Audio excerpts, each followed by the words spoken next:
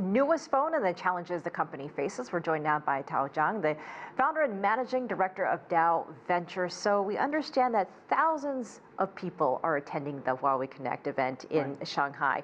What do you make of the level of global interest with all these people attending, despite some of the challenges it faces with the United States?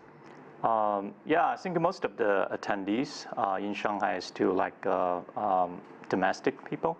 I think there's 25,000 attendees at the Huawei Connect conference, while the capacity actually the accommodating capacity is only 6,000 people. So there's definitely a lot of interest in Huawei in China, within China. And whether that's translated into Huawei's international capability or not, so this is something I think we have to wait and see. But I think a key part of the strategy, as announced by Huawei at the conference, is that they want to build a new open system, not just for their partners, but also for themselves. This is the initiative you're talking about in being more transparent and basically offering competitors around the world a roadmap in how they're doing this 5G. Yeah, 5G, AI, cloud services, all these different technologies, they want to make accessible to their partners and also clients.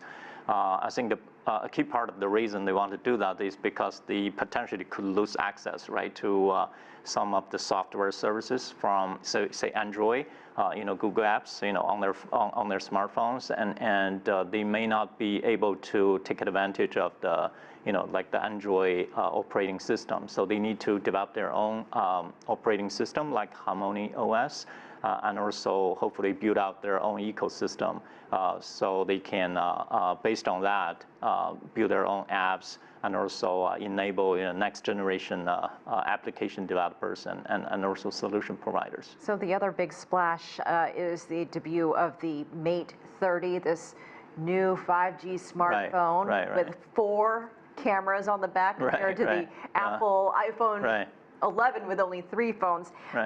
You mentioned Google and Android. This phone is significant because it doesn't have any Google apps on it. How big of a test is this product for Huawei? I think internationally, they definitely going to have some backlash because they're going to lose the phone won't have like a Google apps like Gmail and YouTube. Because international users, smartphone users are very much used to the Google everything. Yeah, to the Google ecosystem. So they probably won't be able to their enthusiasm about the Huawei phones won't be as much as they used to be because of that. But that won't impact, I think, their clients in China. Because all these apps are not necessarily accessible from China anyway. Yeah. The theme of this event is advanced intelligence, a different kind of AI, advanced. Explain what this means and really what the focus of this conference is about. I think the focus of this conference is how we want to reposition itself in a brave new world, so to speak.